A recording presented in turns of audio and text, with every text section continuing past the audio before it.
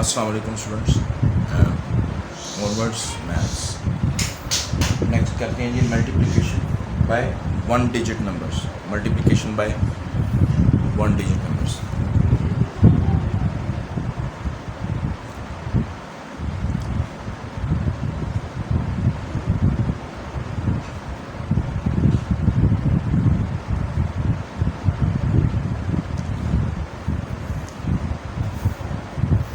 जी first जो है वो आपके पास एग्जांपल है.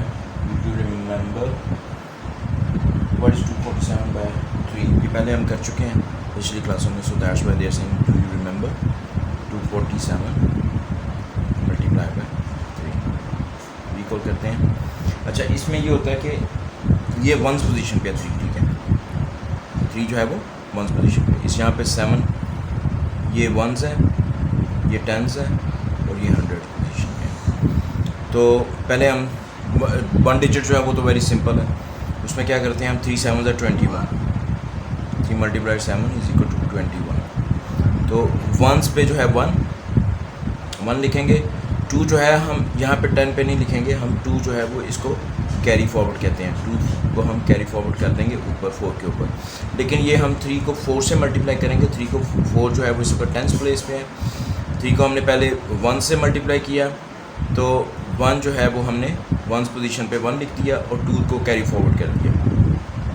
अब 3 को 4 से मल्टीप्लाई करेंगे. 3 मल्टीप्लाई बाय 4 12.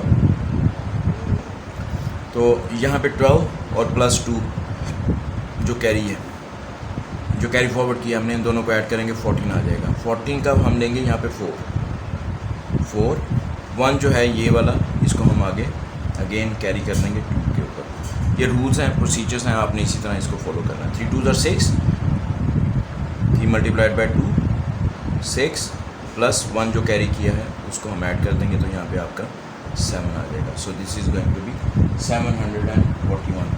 तो ये आपका वंस पोजीशन पे है, ये टेंस पोजीशन पे है और ये 100. तो ये आपका बन जाएगा 700.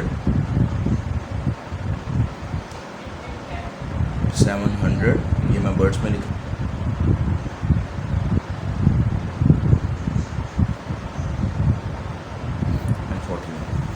741. इसमें 1 जो है वो 1 है, वंस पोजीशन पे 1 है, टेंस पोजीशन पे 4 यानी कि 40. टेंस पोजीशन पे 4 है और 100 पोजीशन पे 700. ओके जी, next question says Rita has 3058 beads. Beads जो हैं वो ये दाने होते हैं. और Min has 7 times as many beads as Rita. So how many beads does min have? Check whether the answer is reasonable.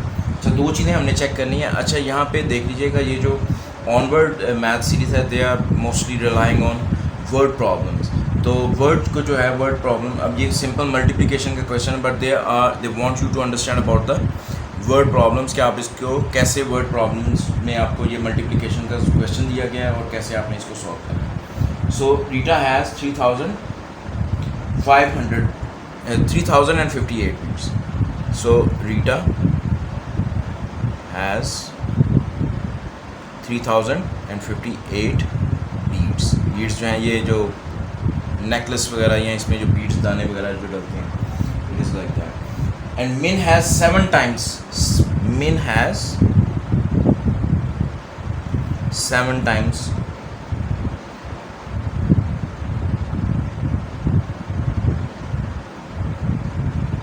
7 times as many as Rita has. As many as Rita यानी कि जितने रीटा के हैं उसका 7 times. Times जो है ये हमेशा इसका मतलब होता है मल्टीप्लिकेशन. ज़हन में रखिएगा, जहाँ पे भी आपको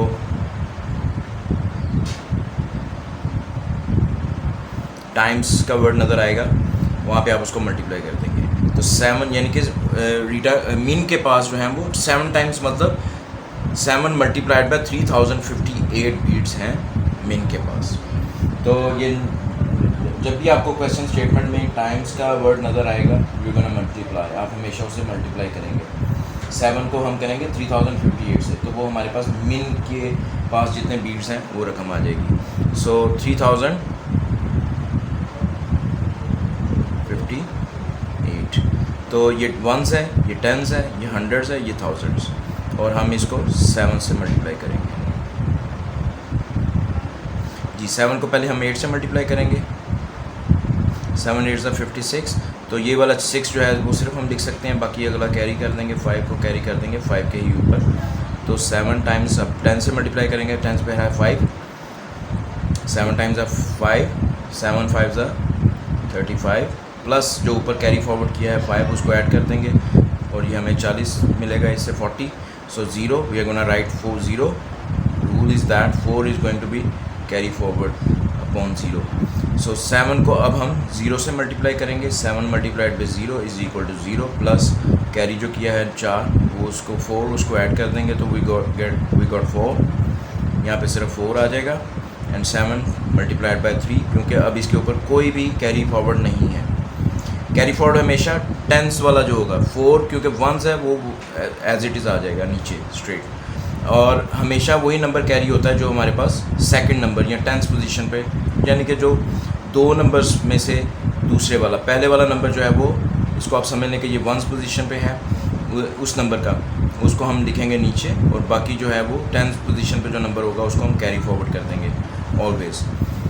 अच्छा, अब 7 3 ज़ा 21 आता है, इसमें असूली तौर पर मुझे 1 लिखना चाहिए, लेकिन 2 क्योंकि आगे कोई नंबर भी नहीं है, इसलिए मैं इसको 21 लिख दूँगा। ओके जी, 21,406 वी गॉट द आंसर। अच्छा, इसके अलावा उसने ये कहा है कि आपने चेक करना है कि ये आंसर जो है आपका रीज़नेबल है या नहीं। Check whether the answer is reasonable और नॉट। अच्छा, रीज़नेबल जो है इसको मैं आपको एक्सप्लेन करता हूँ। इसमें जो है द वैल्यू ऑफ 7 टाइम्स उसमें आप यूँ करेंगे कि इसमें हमने लेना होता है एक एस्टीमेट।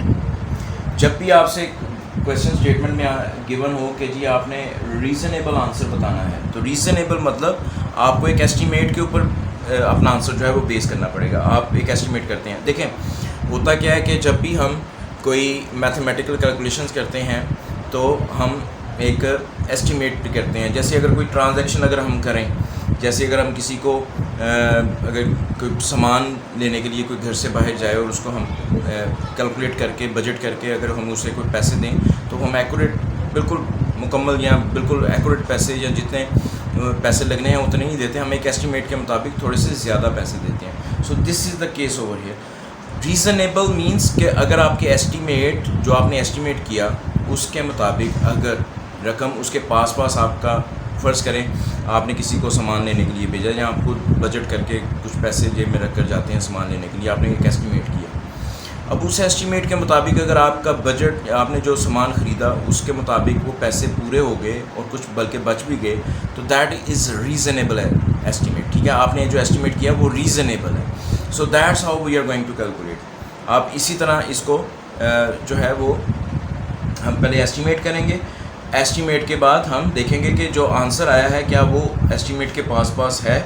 अगर वो उसके पास होगा तो हमारा आंसर रीज़नेबल होगा। ये लॉजिक है, इसको ये समझ लें। जब भी आपको इन मैथ्स में या वर्ड प्रॉब्लम्स में जब भी आपसे रीज़नेबल आंसर का पूछा जाए तो आप एक एस्टीमेट की फ़िगर कैलकुलेट करेंगे, और एस्टीमेट के मुताबिक अगर एक्चुअल का आंसर जो है वो एस्टीमेट के करीब होगा तो आपका आंसर रीज़नेबल होगा। अच्छा जी, रीज़नेबल चेक करने के लिए हम एस्टीमेट करेंगे। 7 मल्टीप्लाइड बाई 3058, इसका हम एस्टीमेट करेंगे। एस्टीमेट क्या होता है? बेसिकली हम क्या करते हैं, राउंड करते हैं नंबर को। जैसे देखें, अब मैं राउंडिंग थोड़ी सी राउंडिंग पे मैंने एक लेक्चर पहले भी दे चुका हूँ। राउंडिंग में मैं आपको थोड़ा सा एक्सप्लेन करता चलूँ। देखें, सबसे पहले मैं करता हूँ जी टेंस पे राउंडिंग करता हूँ। ठीक है, 30, let's say this is the number given to me. ये वंस है, ये टेंस है, ये 100 है और ये 1000। ये टी से कंफ्यूज ना हो जाएगा, ये एक टेंस है और एक 1000 है। Let's say I am rounding at tens, मैं टेंस पे राउंडिंग करता हूँ। तो राउंडिंग का असूल ये होता है कि 10 से पहले आता है वंस। वंस पे देखें क्या ये नंबर 5 या 5 से बड़ा है। अगर 5 या 5 से बड़ा है तो मैं इसको राउंड कर दूँगा 6, टेंस वाले को 6 कर दूँगा। ठीक है जी, 6, और यहाँ पे आ जाएगा 0।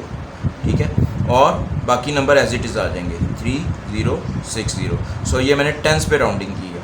नाउ अगर मैं कहता हूँ जी मैंने हंड्रेड्स पे राउंडिंग करनी है, तो हंड्रेड्स पे देखें, हंड्रेड से पहला चेक करना है, हंड्रेड से पहले टेंस वाला नंबर है, टेंस पे नंबर जो है वो 5 के इक्वल है या 5 से बड़ा है जी, 5 के इक्वल है, तो जहाँ पे उसमें एक ऐड कर देंगे, ठीक है, यानी कि 100 वाले नंबर पे एक ऐड कर देंगे, तो 0 + 1 = 1, और बाकी आगे आप 0 और 0 कर देंगे उसको,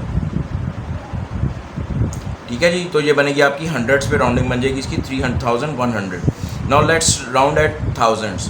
थाउजेंड्स पे देखें जी 3 से पहले देखें 100 पे 5 या 5 से बड़ा नंबर है, 5 के इक्वल या 5 से बड़ा नंबर है, नहीं है तो 3 एज इट इज़ आ जाएगा, और बाकी सारे आप 0 0 0 कर देंगे, यानी कि 3058 की टेंस पे राउंडिंग बनेगी 3060, 3058 की हंड्रेड्स पे राउंडिंग बनेगी 3100, 3000 की थाउजेंड्स के ऊपर 3058 की थाउजेंड्स के ऊपर राउंडिंग बनेगी 3000।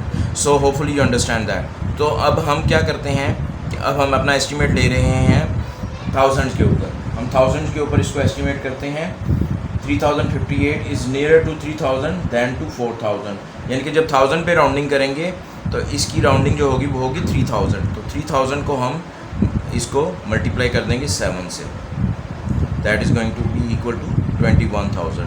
अब हम देखेंगे कि हमारा जो आंसर आया है 21,406 क्या उसके करीब करीब है, तो हमारा एस्टिमेटेड आंसर है 21,000 और 21,406 उसके पास पास है, सो this is a reasonable answer. ठीक है जी, होपफुली आपको ये कॉन्सेप्ट समझ आ गया होगा। इसी तरह आप इसको टेंस की राउंडिंग के ऊपर भी एस्टिमेट कर सकते हैं, ठीक है, तो वो भी आप देखें कि 7 से मल्टीप्लाई करके देखें तो करीब ही होंगे, ऑलमोस्ट सारे करीब होंगे, तो 3100 पे भी आप मल्टीप्लाई करके एस्टिमेट करके देख सकते हैं। जैसे 3100 को अगर मैं 7 से मल्टीप्लाई करूँ, 3100 टाइम्स 7, सो ये मुझे देगा 700 700 7 1 7 7 3 21, सो 21,700, 21,406 से 21,700, तो यानी कि हंड्रेड्स की राउंडिंग पर भी ये रीज़नेबल है। ठीक है जी, ये यहाँ पे मैं 3100 टाइम्स 7, सिंपल है, 700 700, कोई कैरी फॉरवर्ड नहीं हो रहा, 7 1 7, ये भी यहाँ पे आ जाएगा, 7 3 21। ठीक है जी, होपफुली आपको रीज़नेबल का समझ आ गया होगा। अगर नहीं आया तो मेरा लेक्चर बार बार देखें, आपको ये समझ आ जाएगा। राउंडिंग का भी मैंने एक शॉर्ट जो है वो एक शॉर्ट पीरियड में मैंने आपको कुछ समझाने की कोशिश की है। मेरा एक इस पर एक पूरा लेक्चर मौजूद है राउंडिंग का, onward rounding, how to round the numbers, वो काइंडली ज़रूर देख लीजिएगा। अदरवाइज़ उम्मीद है कि आपको यहीं से समझ आ गया होगा कॉन्सेप्ट। बाकी आगे जो है वो 2 डिजिट मल्टीप्लिकेशन है, वो इंशाल्लाह ताला नेक्स्ट लेक्चर में करेंगे। Please subscribe to my channel and like my video.